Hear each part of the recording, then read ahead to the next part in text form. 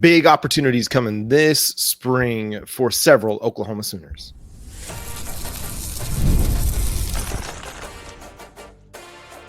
You are Locked On Sooners, your daily podcast on the Oklahoma Sooners. Part of the Locked On Podcast Network, your team every day.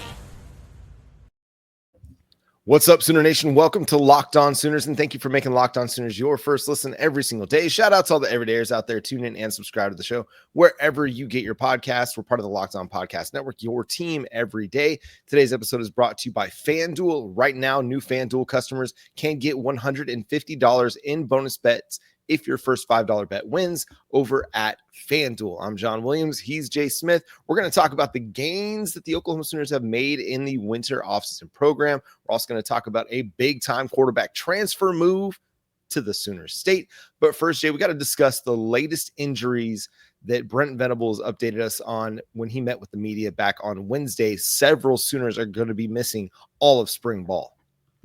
Yeah, we've got a good list of them that that's going to have to sit, mainly because of, off-season surgeries and things of that nature. We had six or seven, about five guys that had labrum situations. So, of course, shoulder injuries. One notable one was Jaden Jackson. He had a surgery at the end of the season. I think we posted a picture of it. It looked like it was a shoulder cleanup or something.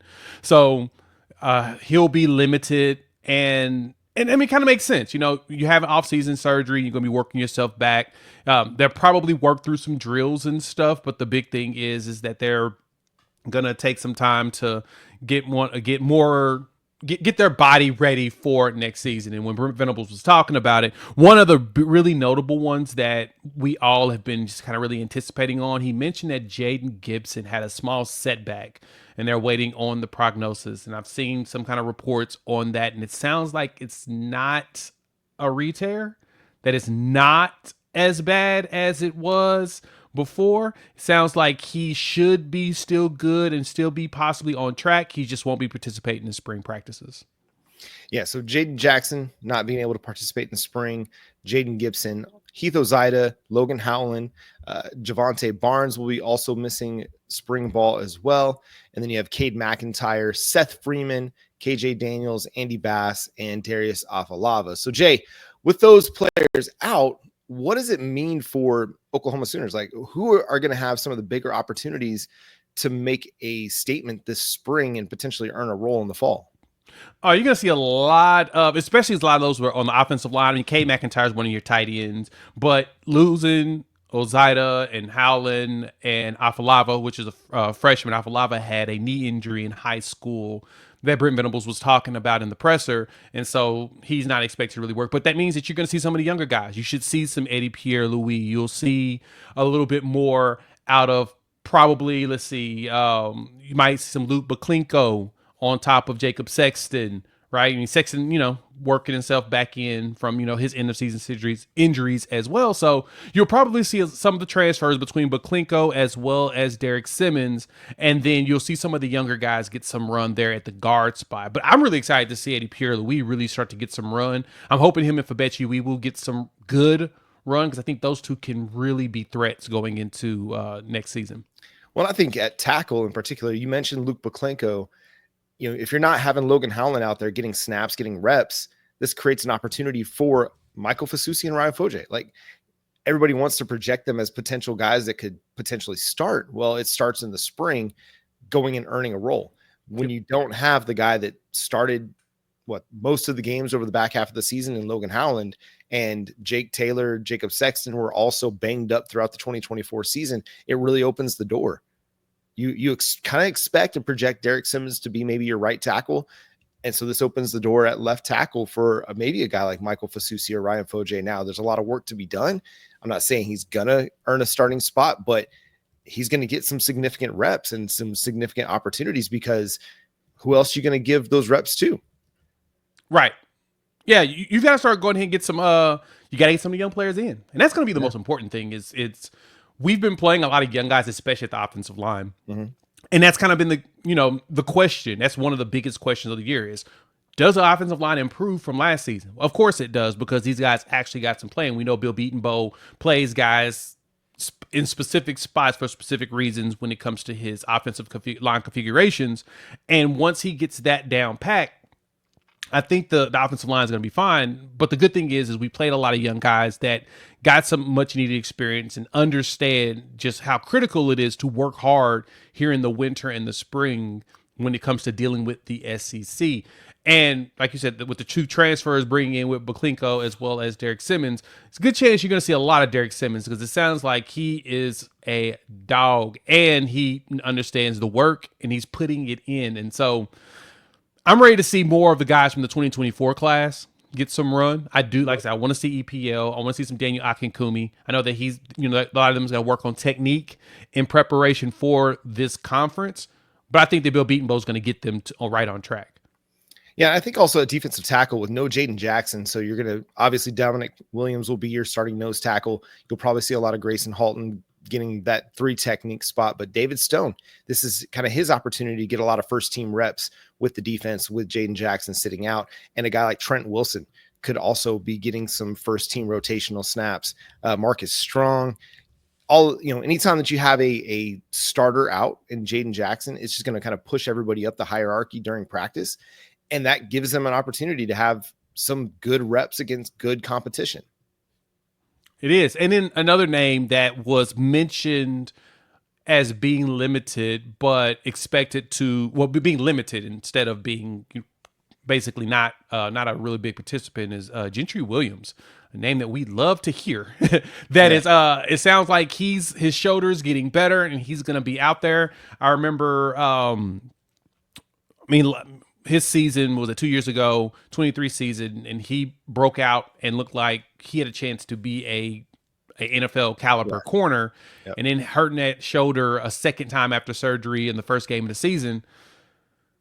We were worried, it's like, is he ever going to get back to it? Well, he's training. It's just, it's more so that shoulder. So he's probably still lifting, still running, just not doing rehabbing the shoulder as far as, weights go, but he's still able to keep them legs going. And if he can maintain the speed that he had, John, I think we'll be just fine in the secondary.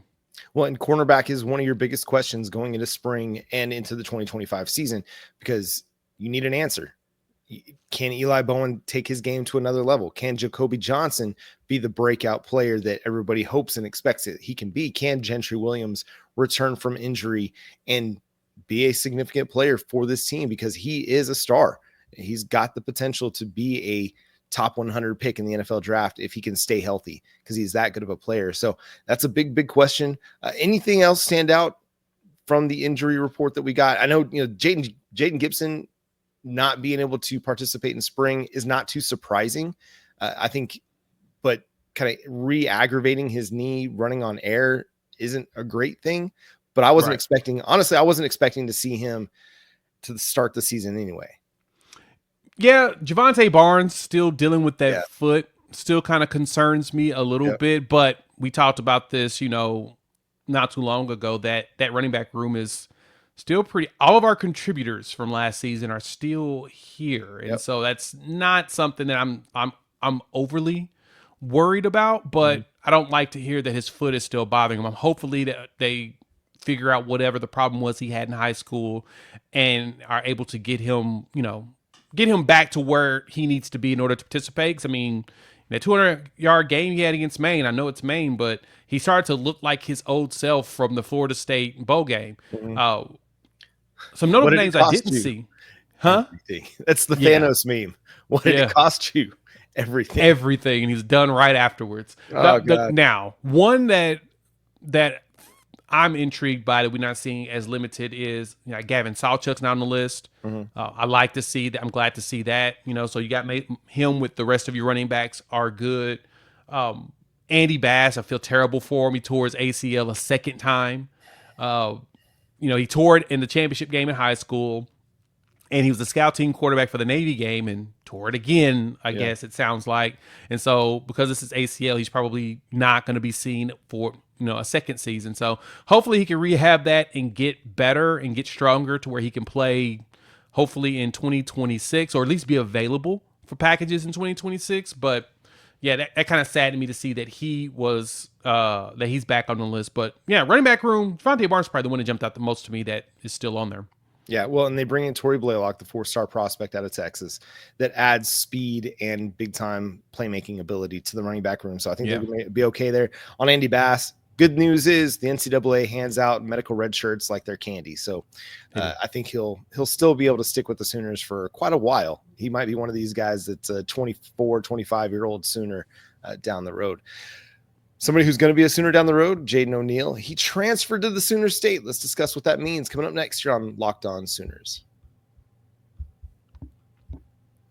When the games tip off, the NBA action is just getting started, and there's no better place to get into that than FanDuel, America's #1 sports book. With FanDuel, you can place live bets throughout the game, so even if you miss the opening tip off or want to bet on fourth quarter comeback, you can stay in the action. And if you're looking for a bigger payout, you can even combine your live bets into a single game parlay. Those are always fun. I love using FanDuel's live betting feature, especially when I'm doing some things around the house and forget that a game's on, be able to jump in there and check out all the great moments and see what things I could jump into, and get my bets in if I want to get something in. Whether I'm backing my team in that late game rally or I'm picking a player that's going to hit that clutch 3. You never miss a moment with FanDuel. So right now, new FanDuel customers can get $150 in bonus bets if your first $5 bet hits. And it wins. Just visit FanDuel.com to join today. That's FanDuel.com for your shot at $150 in bonus bets. Make every moment more with FanDuel, the official sportsbook partner of the NBA. Thanks again for making Locked On Sooners your first listen every single day. Shout out to all the everydayers out there. Everydayers. My brain just got mushy just for a second there. Thanks for subscribing wherever you get your podcasts. So Jaden O'Neal, 4-star quarterback commit for the Oklahoma Sooners, who has been committed since June of 2024. Is transferring to play for Mustang. What's their mascot at Mustang? I'm blanking on it. Broncos. I'm sorry to all the Mustang folks that I know. I lived in Yukon for a time, so not fully familiar on. I know the Yukon Miners, but I can't think of Mustang. Broncos. Okay. Anyway, he's going to go be a Bronco. Similar logo as the Denver Broncos, but that was an intriguing move that, Toby Rowland kind of announced it, and then Brandon Drum kind of confirmed, showed some pictures of Jayden at the school, and I believe they moved in this week, and he'll start classes next week, and he'll get ready for practices next week. So he'll be able to participate in spring ball, which is pretty exciting. So he moves here from California, so that gets him closer to Norman. And in the articles I was reading about it, it sounds like that was always been the goal for a few months. I remember talking to them myself, and that was something that they mentioned to me that was being worked through, and they was, just trying to get things settled. But the goal is to be closer to Oklahoma, be able to get to more games, get to campus more often, to be able to, do a lot more peer recruiting and play some big time football. I know that out there in California, they had an issue where they had some opponents that forfeited because they felt like it was playing against a stacked team because they had some transfers that came in. And so this eliminates that. They come out here. He's going to be playing some good 6A Oklahoma football. And hopefully he can go out there, show out, and get his rankings back because he had a pretty significant drop over the last couple of weeks. Which is odd to me. It's really, really odd to me. The guy lights up California high school football and somehow drops in the rankings. I don't know. I don't know. And also went and won I can't remember what the award was at the Rivals camp, but it was like the Golden Ball Award at a Rivals camp out in California just recently. The dude's a really good player. Sometimes you look at the rankings and the way things go. And I have this question about the other quarterback that they're recruiting in 2026. Because he really flew up the rankings. Like nobody really was talking about him 6 months ago. And then all of a sudden he's a top 10 quarterback in the class. Anyway, back to Jaden O'Neal. I think this is huge because I think it does indicate things are continuing to move forward with Oklahoma. He's being pursued everywhere else. Like Georgia is coming after him. He's got a very heavy list of Power 4 teams that are trying to lure him away from Oklahoma, but he is still committed to Oklahoma. And he doesn't make Heavily. this move. He doesn't make this move to Mustang, Oklahoma, unless Oklahoma is equally committed to him. And there's been, speculation about the offer to Bo Bentley and what that all means.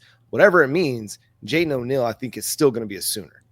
Now, obviously, No, I totally we have 9 months till the early signing period. But to me, this means more significantly that he will be in the Crimson and Cream. I agree. The way you look at it, where I've looked at it, is that to me was the ultimate sign of commitment to Oklahoma, or at least a commitment to let me see if this is really where I want to be. If Oklahoma is the place to be for me, if it is, boom, I'm already here, I'm close and all that. But if it's not, he's also in a more centralized location for a lot of schools that's also trying to pursue him to make it easier to make a decision if he wants to make a change. And yeah, the Bo Bentley offer was always an intriguing one. It sounds like, and I think I saw in an interview that Jaden O'Neal had done, I think it was with On 3, and they asked him about that, and he was like, he was little wondering about, had questions or whatnot, and this, school reassured him they wanted to bring in a second quarterback, more so that they can have not only competition but additional depth at QB. And next segment, I'll explain why that now makes sense to me, but he said he got it. He got it, and he saw, that it made sense. And if you really think about it too, it's in the NIL era, a lot of players are a lot cheaper when they come in from high school price-wise, especially when you're dealing with a salary cap in comparison to going for transfers. Unless you go get a transfer that you bring from a lower level that everyone's going to complain about, you need to have yourself some good scouting quarterbacks, some talent. You got to have talent that your defense needs to see in preparation for games regardless. So I think it'll be a good competition. I really like Jaden O'Neal a lot. I do like Bo Bentley's game as well, but I think Jaden O'Neal will be just fine here. But this feels like a solid commitment to Oklahoma. And again, pure recruiting. He's recruiting guys in state, from Caden Jones up there in the Jinx area, Tulsa boy, the son of Kewan Jones, former OU running back. He's looking at Mason James that's down there in Norman, right? You've got, Jacoby Johnson's brothers are at Mustang. And so he could be doing some peer recruiting with them. So I sense that his big thing is trying to get a lot of the Oklahoma talent on top of, being able to recruit closer talent like Texas. You got to get some North Texas boys, some guys in Kansas City area, which has been booming. Heck, Florida. He's already got connections in California. Now it's time to build those connections down the line. That way he has a chance of bringing in some more people. Yeah, he's going to be able to get on campus pretty easily for whatever recruiting event Oklahoma wants him to be at. Yep. And this is just kind of that first step in showing that leadership capability. Now, we saw the same thing with Kevin Sperry, right? He transferred to Carl Albert, played a season, and then went to Denton Geyer. And over the course of the couple years that he was committed, ended up transferring or flipping his commitment to Florida State. So nothing is guaranteed. Nothing is set in stone until the dude signs that financial aid agreement. That's what it's called now. Not the national letter of intent, but the financial aid agreement. But I still feel pretty confident. And the dude is a good quarterback, man. He is a really, really good passer. He can throw all the throws. He's got accuracy. I mean, he's really, really good. And I think we look at recruiting rankings and, okay, that's fine. At the same time, like, the coaches that are evaluating him, they believe in what he's made of. And so I think this is going to be a big time pickup for Oklahoma down the road. If they also add Bo Bentley, I mean, that's just icing on the cake. And it really is. And you get two really good quarterbacks that you can compete with and you can develop, because if things go according to plan, I think what Jay is going to talk about in the next segment, you might need a big time quarterback competition next season. We're going to discuss that, plus the gains that the Sooners made in the offseason program. We'll discuss coming up next year on Locked On Sooners. Today's episode is also brought to you by Nissan. We're all about the stats because numbers don't lie. And when it comes to the all-new Nissan Armada Pro 4X, the numbers are on an MVP level. With the ability to tow up to 8,500 pounds, it can quite literally carry the whole team, plus the gear, wherever you need to go.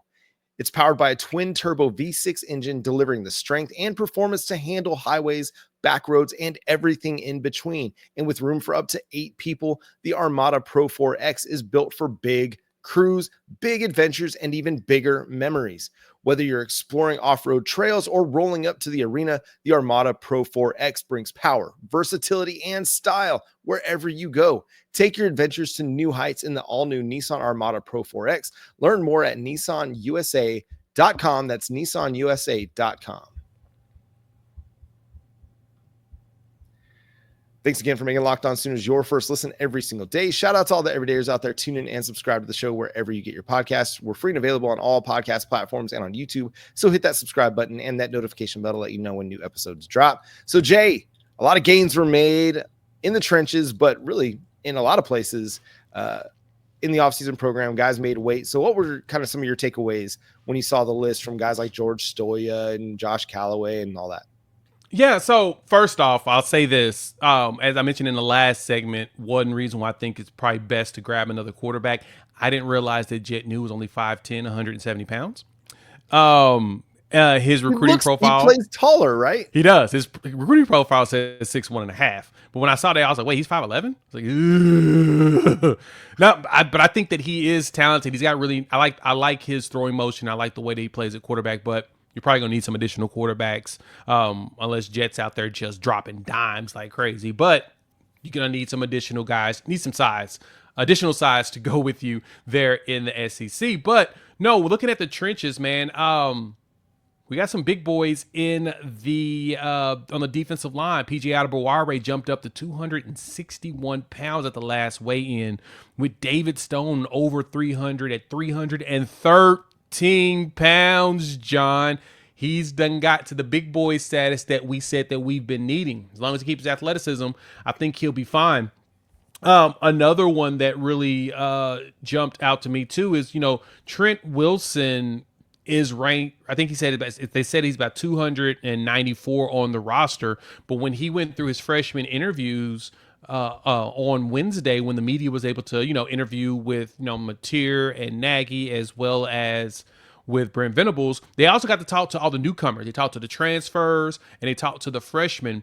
And Trent said that he's over 300 pounds now. So he's on the roster at 294, but he's over 300 pounds. So you got yourself a nice list of big dudes that are over 300 pounds on the defensive line. I think that gets you two guys over 310. Three guys over 310, which is Stone, Jayden Jackson, and Dominic Williams, who's at 320 pounds. And then you've got a lot more dudes over 300 pounds at the tackle spot. So we finally got the size that we've been hoping for, John, and that got your boy pretty excited. Yeah, and at wide receiver, like Javonte Gibson comes in at 6'2", 216. Like, that's really, like, he's not a rail. He's got some good height to him, but he's also physically stout and he's going to be able to go up against bump and run coverage and be able to beat that and be more competitive at the catch point. I think JJ Hester was under 200 pounds at like 6'5", 6'6". So yep. He's got a better frame for playing the position. Also, Manny Choice coming in at 6'4" and 212 pounds himself. That dude's a monster. The other one that stood out was Kendall Daniels, 6'5", 239 at linebacker. Potentially a 6'5", 239 as a cheetah. That dude's going to be a force, man. I don't know if we're talking quite enough about how important that addition is going to be in 2025. You know who else put on some good weight too? Nigel Smith, 279 pounds. He's right there at that good 3 technique range, between 3 technique and, a little bit of a 4. Oh, yeah, he's going to be a threat. And I'm really excited to see what Nigel's able to put together this coming season. Daniel Collier's at 250, as we expected, 6'3", 250. Yeah, great frame. He's bigger than R. Mason Thomas, which still surprises me. I didn't think that he would be bigger than R. Mason. So Trish has got some bigness. Offensive line, Jacob Sexton's up to 333. So he's put on about 11 pounds. Whew. We've got some beef that we've been saying that we've been needing, right? Yeah. The biggest concern about Oklahoma is like, they don't have the trenches. They don't have guys that are big enough. I'm going to go through every SEC school and look at their rosters, and we're going to look at all their big men, and we're going to calculate how many big dudes they have. And I'm telling you, I think Oklahoma's right there in the middle, right in the thick of things for the SEC. Yeah, Jaren Kanak, 6'2", 230. Could potentially be your starting tight end. Like, I'm not going to sit here and project that just yet. I want to see how he performs in spring ball. Somebody had a highlight of him dropping a pass in drills yesterday. I mean, it was, just like a short pass. I think they were working on like blocking and releasing, just in a short curl or whatever. But the dude's a natural athlete. He's a natural offensive skill player. He's got the ability to do it. Now, can he make the transition quickly enough to be an impactful player this season? I'm not going to doubt it. And you don't really have a definitive answer at tight end. So I'm not going to sleep on the potential that he could start for Oklahoma in 2025. Me either. There's no reason to even sleep on that. Like he had some good opportunity there. You had Devon Mitchell. He's at 275 now. That's a big boy. And he still looks pretty fluid in his move. He still looks like he's athletic enough. Like, I mean, I know he was an athletic freak, and he came in as a senior in high school, 17-year-old. We don't talk much about him being 17 like everybody else talks about others that are 17. But we did make mention and realize that he's young, and he was still trying to adjust to the college life, and he's put on some good weight, getting some good size on him. And now I'm ready to see if he's still as fluid as he should be at tight end. So him and Jared Cannon could give you something, especially with K. McIntyre being out or being limited here in the spring. I think that those two have an opportunity to jump up the depth chart and play for Joe Jon Finley. So we got to see what that looks like. But Ben Arbuckle's offense too. Watching some of the film from the reporters getting the credentialed media getting the opportunity to go out there and watch them practice, kind of warmed your boy's heart. We're here, John. We're at spring practice finally. Yeah, another tight end. Trine Washington already coming in with really good size at 233 pounds. I think that was mine. A lot of people's concern. 6'4", 233. Like he's got the tight end frame. He's already there as a true freshman in 3 months with Oklahoma. So that's huge, man. Because he's making that transition from wide receiver to tight end, you wanted to make sure that he was going to be able to add the weight, and he's already doing it. He's already gotten himself in position to make an impact at tight end. How long it takes him to break into the lineup and get some snaps, we'll see, but already has a really good body on him. And then Marvin Jones Jr., 6'5", 255, another monster. And then as if Xavier Robinson needed to add any more weight behind his intense Ramondre Stevenson style, Derrick Henry style frame, 6 foot 235, even more of a wrecking ball for 2025. That's what we all wanted. Tristan Haynes coming in a true freshman, 6'1", 173. It's a pretty solid frame and size for a true freshman coming in playing corner. All you got to do is put on a little bit more weight, and I think that he's going to be a massive threat. Cortland Guillory, 6 foot 182. I'm really excited about the young secondary coming in this year. And John Mateer, he's sitting here at 6'1", 224 pounds, just as advertised. Reggie Pearson III. Reggie Powers III. My apologies. We all excited about Reggie Powers and what he's going to be able to do. 5'11", 213. Mm-hmm. I know they've been trying to keep him just under 220, make sure he doesn't lose his speed because he's got all the strength in the world. Oh, man, he's going to be hitting some folks.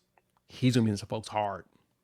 Yeah, and then Michael Boganowski actually weighs less than him. He's 6'2", but comes in a few pounds under Reggie Powers III, who, from everything we've heard, both those guys have had great offseason programs, just throwing up all kinds of weight right now and putting together some really good offseasons so far as they look to solidify some roles in spring ball. But ultimately, like Oklahoma in the trenches, they're bigger.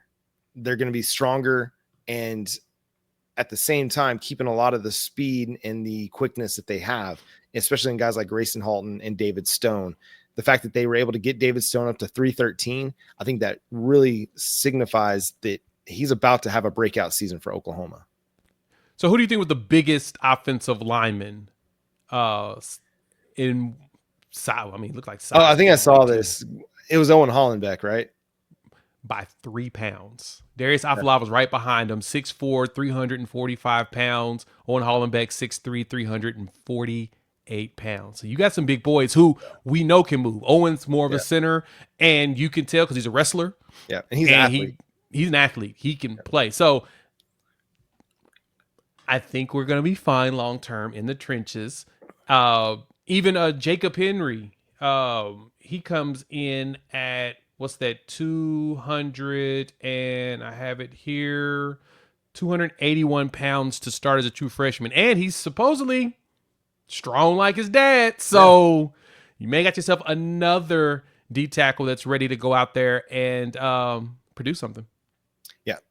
I'll be really intrigued by his progression.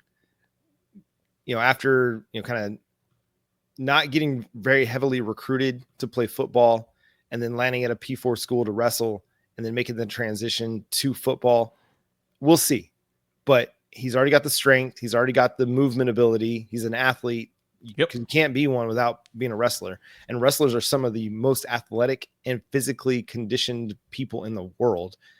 No matter what level you're at, they're just those kind of athletes. So, he's going to come in prepared to compete.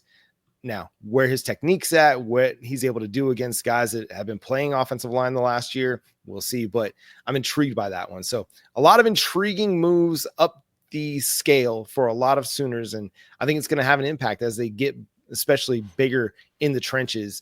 We saw how impactful it was for the defensive line last year as they continue to grow and grow and grow. Now it's for the offensive line's turn to make a significant impact in 2025. And that's going to do it for today's episode of Locked On Sooners. Thanks so much for tuning in. Be a part of the show. Subscribe to the show wherever you get your podcasts. We're free and available on all podcast platforms and on YouTube. So hit that subscribe button, hit that notification bell to let you know when new episodes drop. Follow Jay at Unfair Sports. Go check out his channel, Unfair Sports, over on YouTube. You can follow me at John9Williams. You can also read my work covering the Sooners over at SoonersWire.com. The show is at Locked On Sooners on all of your favorite social media platforms. So go hit us up. Give us a follow over there as well. But until next time, he's Jay Smith. I'm John Williams. We'll talk to you then. Boomer Sooner. We got some big boys, John. We got some big boys. Didn't even talk about John Mateer's dime to Giovanni Gibson.